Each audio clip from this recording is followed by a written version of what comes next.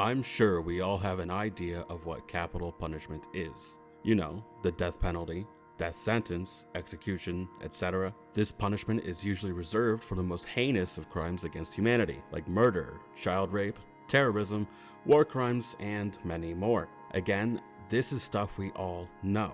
However, as humans, we cannot unanimously decide if capital punishment is ever an appropriate response. As of today, 56 countries retain capital punishment.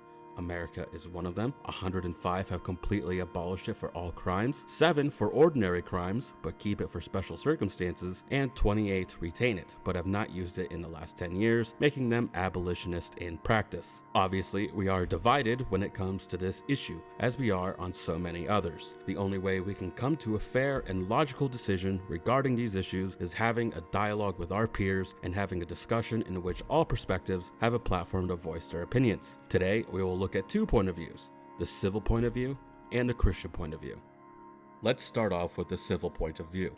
Of course, the big question is it ever okay to take a human life? If it's unprovoked, the answer is obvious. Of course not. But it gets tricky when someone is provoked to a severe degree. It then gets even trickier when justice is not a measurable metric that we can look at and say, yeah, justice was served. Let me tell you a story. Forewarning, it's an awful story.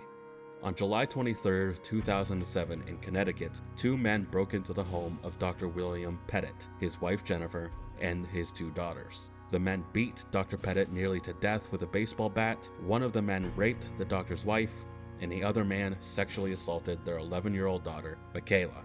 The 2 men then strangled Mrs. Pettit to death, tied down the 2 daughters on beds, doused them with gasoline, and while the girls were still alive, set the house on fire. Dr. Pettit survived, but his wife and daughters did not. The 2 men that did this, obviously, were awful human beings that abused their privilege of life and did not respect others' right to life. In regards to this case, when has justice been served and who decides it? Is justice served when those 2 men are executed? Is justice served by locking them up for the rest of their lives? Should the government decide when justice is served, or should Dr. William Pettit as the only surviving victim?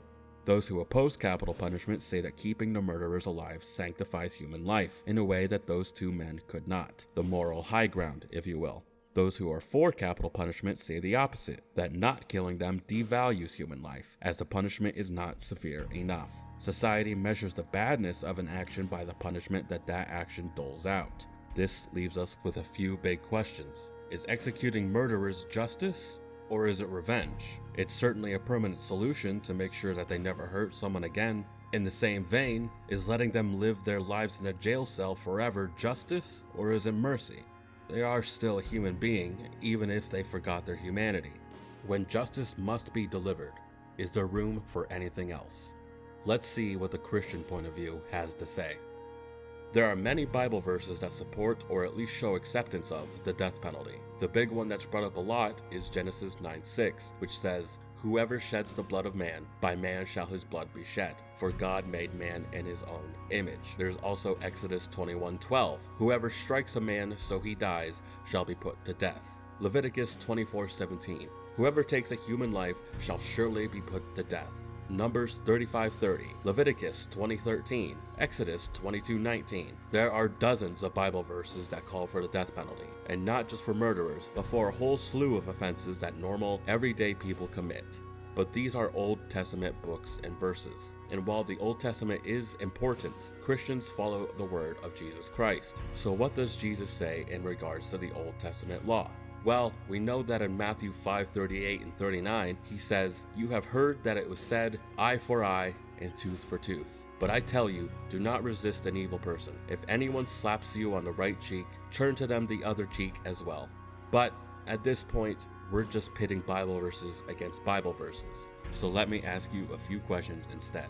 What Catholic social teaching does executing murderers fulfill? You could make a case for care of God's creation by getting rid of somebody who did not care for God's creation, but that seems to go against Jesus' teaching of retributive justice. Speaking of Jesus, who would Jesus kill? Who would Jesus forgive?